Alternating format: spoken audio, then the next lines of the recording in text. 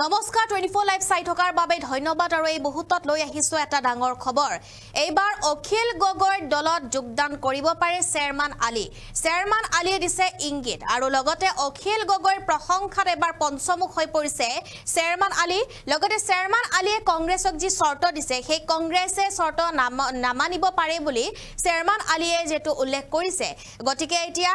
এয়া খাতাং হৈছে যে চেয়াৰম্যান আলীয়ে অখিল গগৈৰ দলত যোগদান কৰিব পাৰে সবিশেষ তথ্য লৈ আহিছো এই মুহূৰ্তত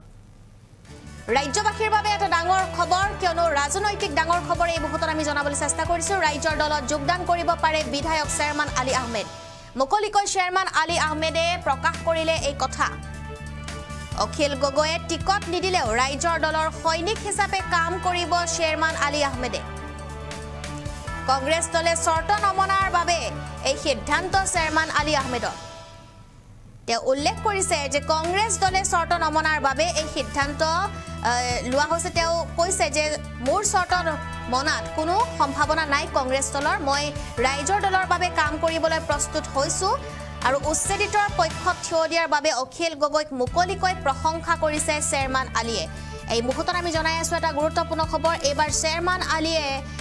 অখিল গগৈৰ প্ৰশংসাত পঞ্চমুখ হৈ পৰিছে কিয়নো ৰাজ্যৰ দলত হয়তো তেওঁ অতি শীঘ্ৰেই যোগদান কৰিব পাৰে মুকলিকৈ চেয়াৰম্যান আলী আহমেদে প্ৰকাশ কৰিছে এই কথা আৰু ফেচবুক লাইভৰ যোগেদি তেওঁ এই কথা উল্লেখ কৰিছে সকলোকে তেওঁ এই কথা জনাইছে অখিল গগৈ টিকট নিদিলেও ৰাজ্যৰ দলৰ সৈনিক হিচাপে কাম কৰিব চেয়াৰম্যান আলীয়ে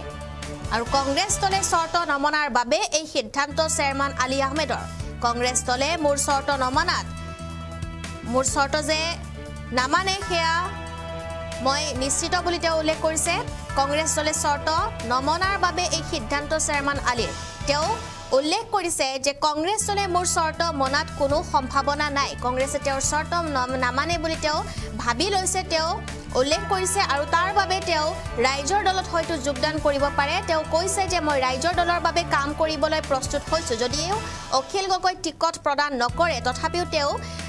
যেটো ৰাইজৰ দলৰ বাবে সৈনিক হিচাপে কাম কৰিব বুলি উল্লেখ কৰিছে উচ্ছেদিতৰ পক্ষত থিয় দিয়াৰ বাবে অখিল গগৈক মুকলিকৈ প্ৰশংসা কৰিছে চেয়াৰম্যান আলীয়ে এই মুহূৰ্তত তেওঁৰ সেই মন্তব্য আপোনালোকক শুনাবলৈ চেষ্টা কৰিম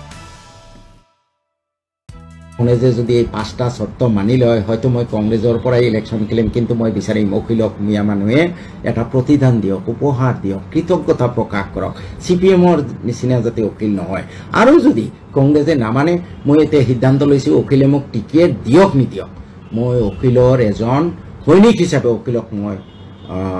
মানে যাতে অখিল বিধানসভাত থাকে যাতে অখিলে এই অখিল গগৈয়ে যাতে আমাৰ যিখিনি ডিপ্ৰাইভড মানুহ ডিপ্ৰাইভড সেকশন নট অনলি মুছলমান হিন্দু মুছলমান সকলো তেওঁলোকৰ হৈ যাতে মাত মাতিব পাৰে কৃষকৰ কাৰণে যাতে মাত মাতিব পাৰে তাৰ কাৰণে অখিল গগৈ এটা ষ্ট্ৰং শক্তি হৈ থাকক মই ইতিমধ্যে সিদ্ধান্ত লৈছো যে কংগ্ৰেছতো মোৰ চৰ্ত মানি লোৱাৰ প্ৰায় সম্ভাৱনা নাই অখিলৰ লগত মই কোনো কথাও পাতা নাই যে অখিলৰ ৰাইজৰ দলৰ হৈ মই কাম কৰিম অখিলক মই শক্তিশালী কৰিম এইটো মিয়াৰ বৰ্তমান দায়িত্ব তেওঁৰ প্ৰতি কৃতজ্ঞ বা মুছলমান সম্প্ৰদায়ৰ কংগ্ৰেছে যদি এই পাঁচটা চৰ্ত মানি লয় হয়তো মই কংগ্ৰেছৰ পৰাই ইলেকশ্যন খেলিম কিন্তু মই বিচাৰিম অখিলক মিয়া মানুহে এটা প্ৰতিদান দিয়ক উপহাৰ দিয়ক কৃতজ্ঞতা প্ৰকাশ কৰক CPMৰ নিচিনা যাতে অখিল নহয় আৰু যদি কংগ্ৰেছে নামানে মই এতিয়া সিদ্ধান্ত লৈছো অখিলে মোক টিকেট দিয়ক নিদিয়ক মই অখিলৰ এজন সৈনিক হিচাপে অখিলক মই মানে যাতে অখিল বিধানসভাত থাকে যাতে অখিলে এই অখিল গগৈয়ে যাতে আমাৰ যিখিনি ডিপ্ৰাইভড মানুহ ডিপ্ৰাইভড সেকশন নট অনলি মুছলমান হিন্দু মুছলমান সকলো তেওঁলোকৰ হৈ যাতে মাত মাতিব পাৰে কৃষকৰ কাৰণে যাতে মাত মাতিব পাৰে তাৰ কাৰণে অখিল গগৈ এটা ষ্ট্ৰং শক্তি হৈ থাকক মই ইতিমধ্যে সিদ্ধান্ত লৈছো যে কংগ্ৰেছতো মোৰ চৰ্ত মানি লোৱাৰ প্ৰায় সম্ভাৱনা নাই অখিলৰ লগত মই কোনো কথাও পাতা নাই যে অখিলৰ ৰাইজৰ দলৰ হৈ মই কাম কৰিম অখিলক মই শক্তিশালী কৰিম এইটো মিয়াৰ বৰ্তমান দায়িত্ব তেওঁৰ প্ৰতি কৃতজ্ঞ বা মুছলমান সম্প্ৰদায়ৰ কংগ্ৰেছে যদি এই পাঁচটা চৰ্ত মানি লয় হয়তো মই কংগ্ৰেছৰ পৰাই ইলেকশ্যন খেলিম কিন্তু মই বিচাৰিম অখিলক মিয়া মানুহে এটা প্ৰতিদান দিয়ক উপহাৰ দিয়ক কৃতজ্ঞতা প্ৰকাশ কৰক CPMৰ নিচিনা যাতে অখিল নহয় আৰু যদি কংগ্ৰেছে নামানে মই এতিয়া সিদ্ধান্ত লৈছো অখিলে মোক টিকেট দিয়ক নিদিয়ক মই অখিলৰ এজন সৈনিক হিচাপে উকিলক মই মানে যাতে উকিল বিধানসভাত থাকে, যাতে উকিলে এই উকিল গগৈয়ে যাতে আমাৰ যিখিনি ডিপ্ৰাইভড মানুহ, ডিপ্ৰাইভড ছেকশ্যন, নট অনলি মুছলমান, হিন্দু মুছলমান সকলো তেওঁলোকৰ হৈ যাতে মাত মাতিব পাৰে, কৃষকৰ কাৰণে যাতে মাত মাতিব পাৰে, তাৰ কাৰণে উকিল গগৈ এটা ষ্ট্ৰং শক্তি হৈ থাকক। মই ইতিমধ্যে সিদ্ধান্ত লৈছোঁ যে কংগ্ৰেছতো মোৰ চৰ্ত মানি লোৱাৰ প্ৰায় সম্ভাৱনা নাই। উকিলৰ লগত মই কোনো কথাও পতা নাই যে উকিলৰ ৰাইজৰ দলৰ হৈ মই কাম কৰিম, উকিলক মই শক্তিশালী কৰিম। এইটো মিয়াৰ বৰ্তমান দায়িত্ব, তেওঁৰ প্ৰতি কৃতজ্ঞ